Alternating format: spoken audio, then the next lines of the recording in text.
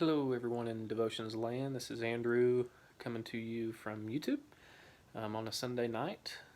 Sorry I'm not able to be there virtually with you this morning.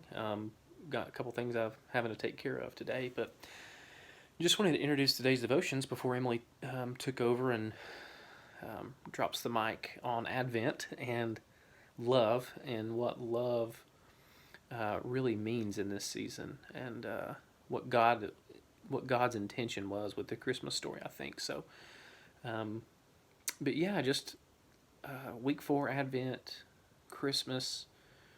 For the last couple of years, I really have not enjoyed Christmas like I used to.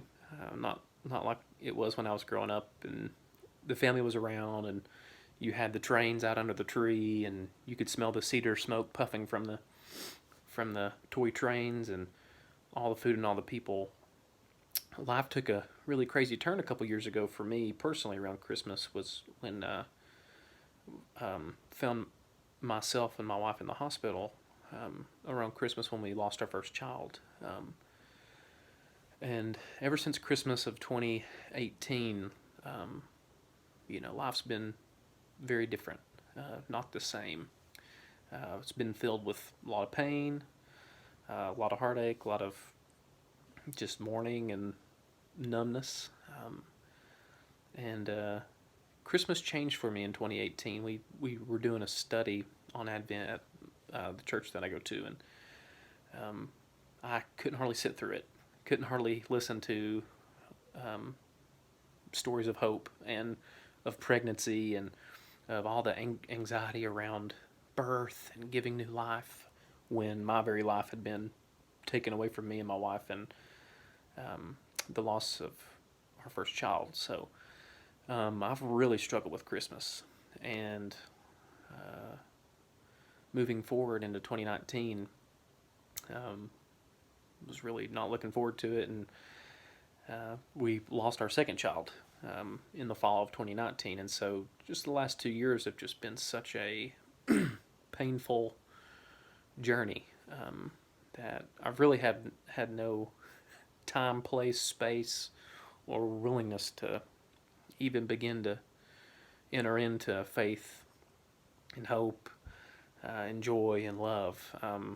All those words just were, you know, not something that I was wanting to enter into. So here we are in 2020, and it's been a wonderful year of disease and death and loss. I've seen my friends who I work with lose family members, and I've seen other miscarriages, and I've seen divorce, and I've seen people shudder in fear, and I've seen anxiety levels go high. I've seen gang violence. I've seen all this stuff, and I just keep showing up. And so this year we decided to. We got a phone call on Friday, and it was the hospital at UT, and it's the same hospital that for the last 2 years called me to tell us to come in, and and we had to sit through the loss of our child, and so I hate hospitals, and they bring bad memories, and this call on Friday that we got was a little different. It was a different kind of feeling. It was one that God kind of threw me for a loop, and so we got a call that there was a child who was born, birth, Christmas, in the hospital, and was taken away from its mom. And my wife and I have recently just completed foster training, and there's a 14-day-old child sitting in UT Med Center along with many other children who was, addicted to drugs from birth, meth, heroin, cocaine, benzos, tobacco, everything. So here we are 2 years later, after pain and loss and struggle and happiness and sadness and trusting and not trusting, and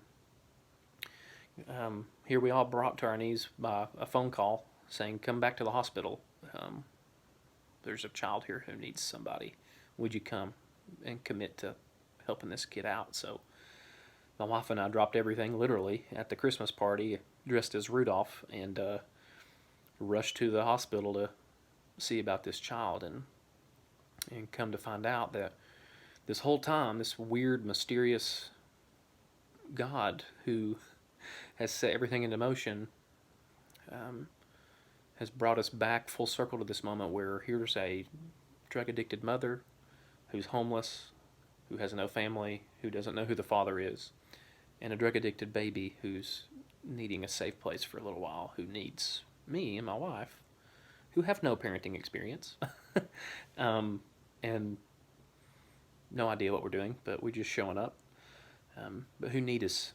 And so we took in a 14-day-old little baby boy, and I'm at a court hearing this morning and trying to work with mom and great aunt and this little baby boy to reunite them and restore them to whatever God would see fit, and to bring about peace and faith and hope and love and joy in their life. And so there's a weird story going on here, and it's a lot like the Christmas story. It doesn't make sense. It's messy. You got a teen mom who is thinking about, am I going to miscarry? Am I going to, my family has abandoned me. I'm alone. My boyfriend don't trust me. There's the messiness of what birth is, and just Almighty God carrying him inside of your body. Can you imagine that? Like, what is that all about? It's so mysterious. It's so weird. It's so different, this story.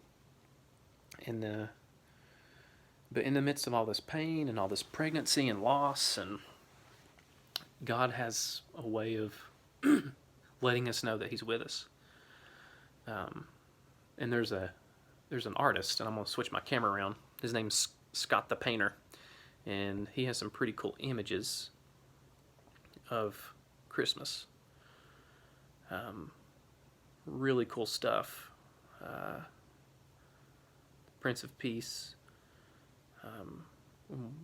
Emily and I were talking about how messy and dark the Christmas story is, and weird it is, and how in a lot of ways it's disappointing that it's so normal and messy and regular that God Almighty would become a human and have his diaper changed, and see as we see and feel as we feel, and hear as we hear. I just think it's crazy that we like to glorify this story when it's really very, very human and very, very dark. And we came upon this picture. And I want to read what Scott the Painter says about Christmas. And it's talking about whether in marriage or friendship, even in our work, our attempt to create anything in this world is to take a risk. All creating is an expression of vulnerability. The ancient psalmist alludes to an interior process of knitting, a delicate intertwining of individual strands over and over again until eventually an elaborate and beautiful tapestry comes to fruition. Presently, we've been able to bear witness to this in utero knitting through published photographs, but throughout the history of humanity, that knitting process remained an interior secret. This interior secret is a vulnerable relationship between two individuals. The forming child trusts the mother to provide all it needs so it can knit together to completion. The mother offers herself in forming the child, trusting it will take what it needs to mature into completion, while refraining from harming her. Both parties grow together connected at their vulnerabilities. But parties take a risk of creating something new together. If you don't know anyone who has had a miscarriage, just wait, you will. And if you don't know at least one person who has lost their life trying to bring another life into this world, just wait. You'll hear that story too. The risks are all too painfully real. What does it say about a God who's willing to be this vulnerable with us? Who's willing to come into this world through the statistical risk of childbearing? Who's willing to wait and grow in the human womb? Who's willing to be fearfully and wonderfully made just as we are? Any real connection involves vulnerability because it takes the act of making oneself open to truly being known. God came to us floating in embryonic fluid, embedded in the uterine wall of a Middle Eastern teenage woman it trusted to care for its fragile knitting process. What it says about a God who's willing to be this vulnerable, is that God is willing to open itself up to deeply connect with us. The real question is, are we willing to do the same? I think that's what Christmas is all about. I think it's about us being super vulnerable, us acknowledging the realness, the messiness, um, the pain, the sorrow of all that happens. And I guess to sum up my ramblings at midnight on a Sunday, after I haven't slept in 2 days, is that I feel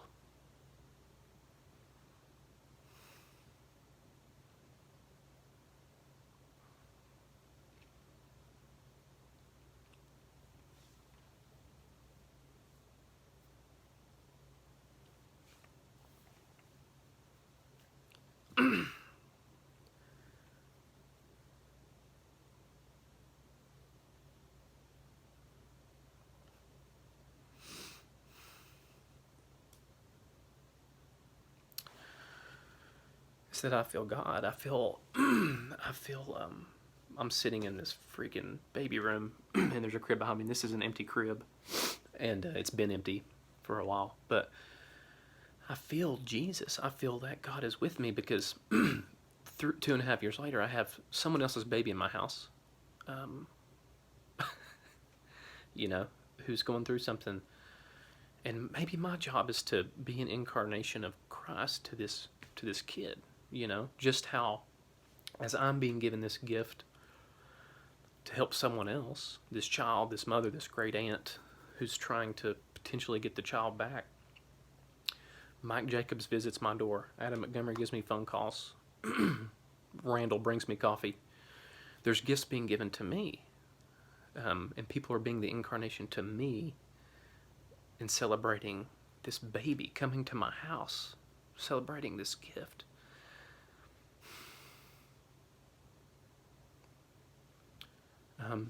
That I didn't deserve, which is, being able to help someone else, help a small child survive, or help, this person that's in front of me in this moment. And I think that's what Christmas is. I think it's being vulnerable enough with your own story to open up and to receive gifts from other people, but to replicate that into someone else's life. And it's funny how this word disappointment always comes into my head. The disappointment of Christmas, that Jesus was some normal baby in a really small town who was, had a teen mom and dad who was a little beside of the whole situation and no family, and how I've been called to foster a child just as Mary and Joseph were called to foster God, to foster God and to give him to the world. We are called to foster the things of God to give to other people, right? So the love of God, we are called to be foster parents, to have a bed open or a room available or ourselves available at any time you get the phone call. And it may be for a year or 2 months or for the rest of your life. You don't know when and how you need to give or foster yourself to other people, but you just do it. So, yeah, Christmas, disappointment will drive us toward God. It's very interesting. That's all I got.